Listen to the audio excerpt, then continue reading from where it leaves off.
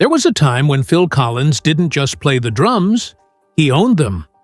From his early days in Genesis to his explosive solo career, Collins was the heartbeat of a generation. He sold over 150 million records, sold out stadiums across the globe, and became one of the most iconic voices and drummers in music history. But today, that same man can no longer lift a drumstick without pain. His hands tremble, his back slouches, and in recent performances, he's had to sit on stage in a wheelchair, barely able to move. The decline wasn't sudden, but it was shocking. Because what happened to Phil Collins wasn't just physical, it was emotional, spiritual, and public. The man who once stood behind a drum kit like a force of nature is now a fragile shadow of who he used to be. And what led to this fall is far more heartbreaking than fans realize. Before the world knew his name, before his face graced album covers and his voice filled stadiums, Phil Collins was just a kid from West London obsessed with rhythm. Born in 1951 in Chiswick, England, Collins wasn't raised with wealth or privilege. His mother worked as a talent agent, his father was an insurance agent, but Phil didn't dream of selling policies. He dreamed of percussion. By the time he was 5, his uncle gifted him a toy drum kit, and that simple gesture flipped a switch inside him. Other kids banged aimlessly, Phil played in time. He had something rare, instinct, timing, an ear for nuance that even grown musicians struggled to match. Collins practiced every day. His toy drum kit evolved into a real one, and by the time he was a teenager, he was performing in local bands, already showing signs of the precision and passion that would later define him. But success wasn't immediate. His early years were a grind, juggling session work, obscure gigs, and minor acting roles. Then came 1970. That's when he joined Genesis, a progressive rock band that was musically brilliant but commercially niche. He joined as their drummer, not the frontman, not the face, just the man in the back keeping time. But behind that kit, Phil wasn't just keeping tempo. He was pushing boundaries. The early Genesis years were complex. Their music was theatrical, sprawling, and experimental. And through it all, Collins's drumming stood out, dynamic, dramatic, and technical. He used unusual time signatures, crisp fills, and explosive breaks. But he wasn't trying to be flashy. He was just being exact. Critics began to notice. Musicians began to whisper. There was something about this drummer, something different, something big. But no one, not even Phil himself, could have predicted what would come next. Because when lead singer Peter Gabriel abruptly left the band in 1975, Genesis was at a crossroads. They auditioned over 400 singers. None of them worked. Until someone, maybe out of frustration, maybe out of desperation, said, "Why don't we let Phil try?" And the moment he stepped up to the mic, everything changed. His voice wasn't perfect, it wasn't trained, but it was real. It carried emotion, warmth, and pain. And in that moment, Phil Collins went from the quiet drummer in the back to one of the most important voices in rock history. What followed wasn't just a changing of roles, it was a musical transformation. Genesis evolved from a niche prog rock band into one of the biggest acts in the world. And it was Collins, now singing and drumming simultaneously, who drove that evolution forward. His ability to play complex patterns while delivering soaring vocals was almost unheard of. Fans were stunned. Critics were converted. And suddenly, Phil Collins wasn't just a drummer anymore. He was a force, a one-man musical machine, a frontman unlike any the industry had seen. But even then, as the spotlight grew brighter, the seeds of future pain were already being sown, deep in his joints, in his spine, in the very tools he used, to create magic.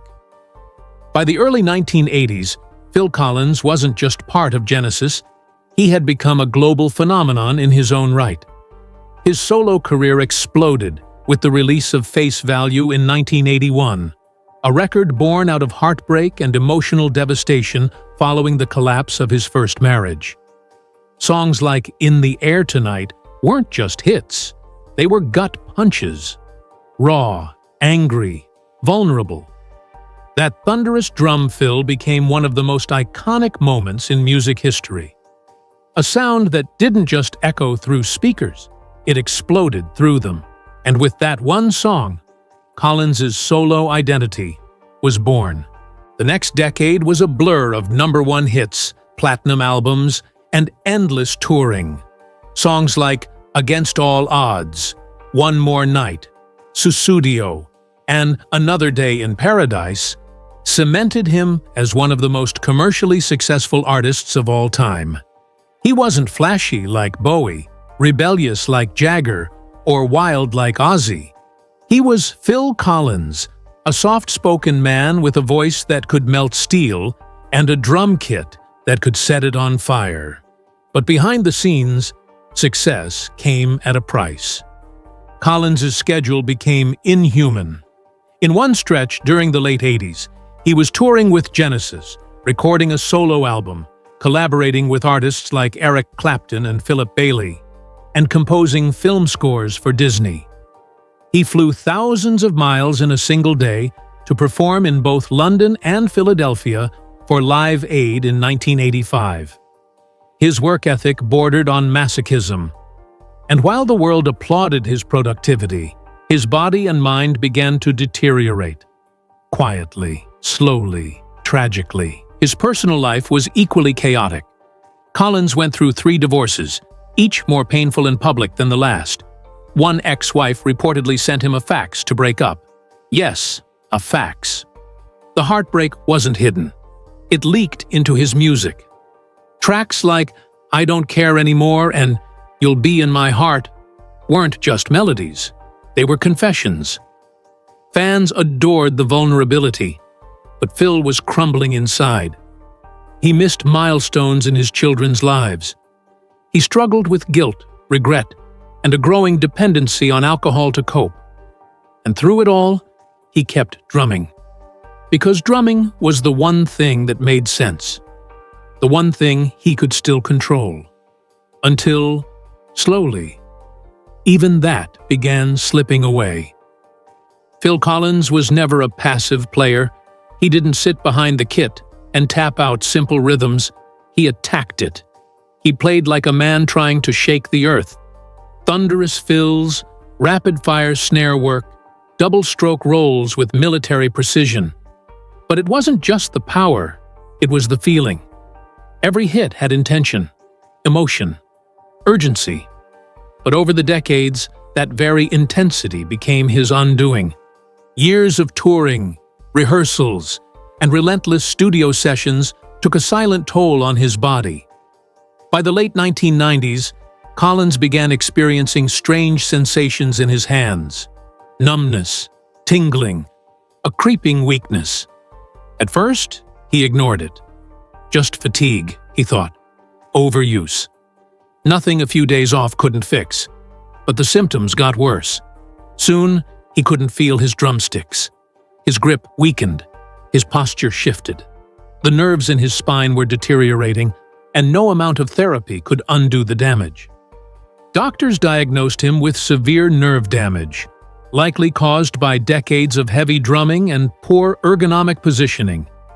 His vertebrae were compressing. His back was beginning to curve. His hands were losing coordination.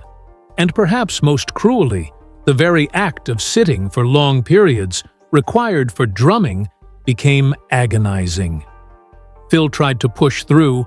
He underwent back surgery. He tried retraining himself. But every solution came with limitations. The pain always returned. The spark, the flow, the ease was gone. In 2009, Collins made the devastating announcement that he could no longer play the drums. He couldn't even hold the sticks. His hands simply wouldn't cooperate. For a man whose entire identity was built around rhythm, it was more than a career setback. It was a spiritual death. He once said, "I'll never forget the feeling of not being able to play. It was like a piece of me was amputated." He considered retiring then and there, but part of him couldn't let go. He tried modified kits, electronic pads, even playing one-handed. But nothing felt right. Nothing felt him. What was once effortless had become impossible. And for the first time in decades, Phil Collins was forced to reckon with a future without drums. A future where the one language he had spoken his entire life had gone silent. And as fans around the world played his records, replaying those powerful drum fills that defined a generation, the man who created them sat in silence, wondering if he'd ever play again. By 2011, the rumors became reality. Phil Collins officially announced he was retiring from music. The statement was short and bittersweet. He said it was time to focus on being a full-time father. But behind the carefully worded press release, there was a darker truth. His hands couldn't play anymore. His back was in constant pain. His hearing had deteriorated. And the man who once made drumming look effortless could barely walk upright without agony. The rock god had become physically fragile. And emotionally, he was even more broken. There was no grand farewell tour, no stadium send-off. He simply disappeared. Collins retreated to Switzerland, where he lived quietly for years, rarely seen in public. For fans, it felt like losing an icon in real time. And for Phil, it felt like mourning a part of himself he could never recover. In interviews years later, he admitted those early retirement years were filled with self-doubt, regret, and a growing battle with alcohol. He'd sit alone in silence, drowning out the physical pain with whiskey, numbing the emotional wounds with isolation. He once confessed, "I didn't know who I was without music. I wasn't the drummer anymore. I wasn't anything." Friends grew concerned. His children tried to intervene, but Phil wasn't ready to fight back. Not yet. He felt forgotten, unwanted, irrelevant. Until something unexpected happened, his autobiography. In 2016, he released Not Dead Yet, a brutally honest memoir about fame, addiction, heartbreak, and the true cost of chasing perfection. The title was tongue-in-cheek, but also a challenge to himself and the world. Because buried under all that pain, Phil Collins wasn't done. Not yet. That same year, he announced something no one saw coming: a comeback tour, a return to the stage, a second act. But this wasn't the triumphant return fans imagined. Collins appeared frail. He walked with a cane. He couldn't drum. He sat for most of the show. His voice, while still rich and soulful, was softer now, more fragile. But when the lights hit his face and the music swelled behind him, something sparked. The crowd roared. Thousands of fans, many in tears, watched the man who gave them the soundtrack to their lives rise from the shadows. But even as the applause echoed through the arenas, the reality was clear. This version of Phil Collins was not the same, and he knew it. As the Not Dead Yet tour rolled on, so did Phil Collins, literally. By 2019, the cane wasn't enough. He began performing entire shows while seated in a chair, eventually transitioning to a wheelchair for mobility. For many artists, such a change might have spelled disaster. But not for Collins. His audience didn't care if he stood, sat, or crawled. They were just grateful to see him. Still, the image was haunting. The once electric frontman, who had dominated stages with effortless swagger and explosive drumming, now confined to a seat under the spotlight, hands resting in his lap, legs still, head bowed between songs. He joked about it. called himself a bit broken on stage, made light of his frailty. But behind those smiles was a man mourning the loss of his identity. His body, once finely tuned to deliver thunderous drum solos, had betrayed him. His fingers no longer obeyed. His back ached constantly. And when he tried to rise, even briefly, the pain was so intense it nearly brought him to tears. The very act of standing up had become an obstacle. The drumming, his lifeblood, was no longer an option. Instead, his son, Nick Collins, took over the kit. It was a beautiful, painful irony. Nick, now in his early 20s, had grown up idolizing his father. And now, night after night, he played the very rhythms his dad had once pioneered. Watching from the front of the stage, Phil would nod along, eyes sometimes misty, as his son thundered through "I Don't Care Anymore," or the legendary drum breaks of "In the Air Tonight." The crowd loved it. The legacy lived on. But for Phil, every beat Nick played was a bittersweet reminder of what he'd lost. And yet, he never walked away. He kept touring, kept singing, kept pushing forward. Because to stop would be to admit defeat. He said in an interview, "As long as people want to see me, I'll keep showing up, even if I have to be carried out there." That determination became his new rhythm, slower, heavier, but just as powerful. But as his physical condition worsened, the question loomed: how much longer could he keep going? And was the man who once commanded stadiums now being kept on stage by nostalgia or by necessity? When the stage lights went off and the curtain dropped, Phil Collins was left with more than pain. He was left with silence. In private, his struggles became even more intense. The surgeries had failed to provide relief. His spine had deteriorated further, compressing nerves, leaving him with excruciating pain and severe mobility issues. He could no longer stand unaided, couldn't drum, couldn't even pour a glass of water without shaking. And with each passing day, the body that once gave him fame, power, and freedom became more of a prison. But it wasn't just physical. Phil Collins began battling something far more dangerous: depression. In interviews, he admitted to spiraling mentally, feeling hopeless, broken, and irrelevant. His alcohol use worsened. He drank not to party, but to forget, to numb, to silence the voices that said he was finished. He confessed to blackouts, to lost days, to moments of genuine self-destruction. He once said, "I didn't care if I woke up the next morning." It wasn't a cry for help, it was a statement of resignation. Close friends and family urged him to slow down, to seek help, to stop touring. But music was all he had. He didn't need the money. He needed the purpose. And so he kept going, even as his health declined further. By 2020, he was walking only with assistance. He used a wheelchair more regularly. His public appearances were rare, and when they did happen, fans were stunned by how frail he looked. His once broad shoulders were slouched. His face was pale. His voice, still beautiful, was now soft, whispery. A shadow of the man who had once commanded entire arenas. But Phil refused to hide. He opened up. In his own words, "I'm not ashamed of being broken. I'm still here.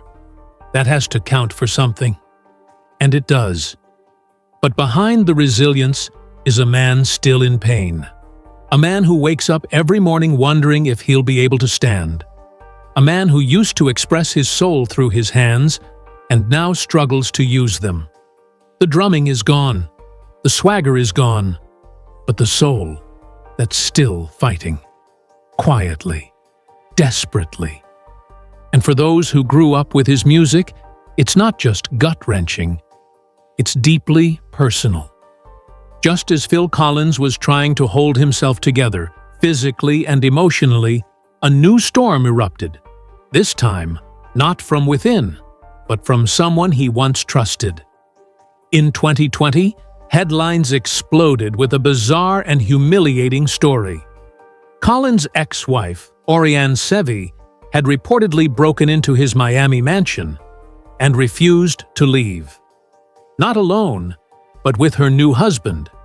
She changed the alarm codes, hired armed security, and allegedly turned Phil's own home into her private estate, while he sat helpless and stunned from across the country. The man who had given the world, "You'll be in my heart," now found himself locked out of his own. The legal battle was swift, bitter, and deeply personal. Accusations were hurled. Sevi publicly claimed Collins had stopped bathing, that he was depressed, that he was mentally unwell. Whether true or not, the damage was done. The media swarmed in, tabloids ran wild, and Phil, already battling frailty and depression, was now being mocked and humiliated in headlines around the world. He was no longer just a legend in decline. He was a punchline. Behind the scenes, those close to him say the ordeal shattered him. Friends said it aged him visibly. He lost more weight. He stopped appearing even for minor events. The smile fans once knew had faded into a blank stare. In one interview after the incident, when asked about the lawsuit, Phil didn't attack. He didn't lash out. He simply sighed and said, "I just want peace." That one sentence carried more weight than any drum solo ever could. His children rallied around him, particularly Nick, who had become not just a drummer in his band, but a caretaker in many ways. But even with that support, Phil's world had changed. The home he once filled with music and laughter had become a battlefield. The legacy he built was now surrounded by lawsuits and public smears, and through it all, he kept performing, quietly, painfully, pushing through shows in Europe, the UK, and North America. But the tension was written on his face, and everyone watching could tell. This wasn't a man who wanted to tour. This was a man trying to survive. By 2021, it became clear. This wasn't just another comeback. It was the end. Genesis announced the Last Domino Tour, a farewell to fans, to music, and to an era. For those who followed Phil Collins for decades, the name of the tour carried a haunting double meaning. Was it really the last domino? Or was it just another cruel joke in a long chain of falling pieces? Either way, the band knew. Phil knew. And so did the audience. This was the final act. But when the curtain lifted, what fans saw left them stunned. Collins, now using a cane full-time, had to be helped onto the stage. He no longer stood at a mic. He sat, hunched over, his frame thinned by pain and time. The once powerful presence that had once commanded a crowd with just a glance was now soft-spoken, slow-moving, and heartbreakingly still. Every moment on stage was carefully choreographed, not for performance, but for protection. Behind him, Nick Collins took the drum throne, pounding out the rhythms his father had once made famous. The crowd roared, but many cried. Each show became a tribute, both to Phil Collins and to everything he represented. Invisible Touch, Mama, No Son of Mine. They hit harder now, not because of volume, but because of meaning. The lyrics that once spoke of love, fear, and freedom now sounded like goodbyes. The voice was still there, older, strained, but unmistakably Phil. And through the fatigue, he still smiled, still cracked jokes, still thanked the audience with a humility that broke hearts. Then came the final performance. London's O2 Arena, March 26, 2022. Genesis's last concert. Collins sat center stage, surrounded by lights, fans, and legacy. When the final song ended, He said softly, "I think that's all from us. Now, no fireworks, no encore, just a quiet bow, a man in a chair, waving goodbye to a life that had given him everything and taken so much in return." And as he was wheeled off stage for the last time, the arena rose to its feet, not out of habit, but out of respect, for a man who gave them everything he had, even when he had nothing left. But that hasn't stopped his impact. Not for a second. His songs still stream by the millions. In the Air Tonight resurged again recently after being used in a viral reaction video by two young YouTubers, proof that Phil's magic crosses generations. His work with Genesis is studied in music schools. His solo catalog continues to sell. And his influence is everywhere, from pop to hip-hop, from Broadway to film scores. Artists from Adele to Kanye West to Questlove have cited him as a blueprint, because what Phil Collins created wasn't just music, it was memory. Still, the heartbreak lingers. Fans who see him now often express a mix of awe and sorrow. They remember the man who once stood shirtless behind a wall of drums, arms raised, sweat flying, commanding the earth with rhythm, and now they see him as fragile, small, and worst of all, silent. But in that silence, there's something powerful too, a quiet dignity, a legacy that doesn't need noise to be heard. Phil Collins may not be able to drum. He may never perform again. But what he left behind, those lyrics, those beats, those soul-crushing ballads, they remain untouched. He gave everything to music. His body, his health, his relationships, his peace. And now, all that's left is the music itself. The only thing time couldn't take from him. That's why fans still listen. That's why his story still matters. Because no matter how broken he became physically, Phil Collins is still echoing in the background of our lives. Not just as a drummer, not just as a singer, but as a man who refused to be forgotten, even when the world moved on without him.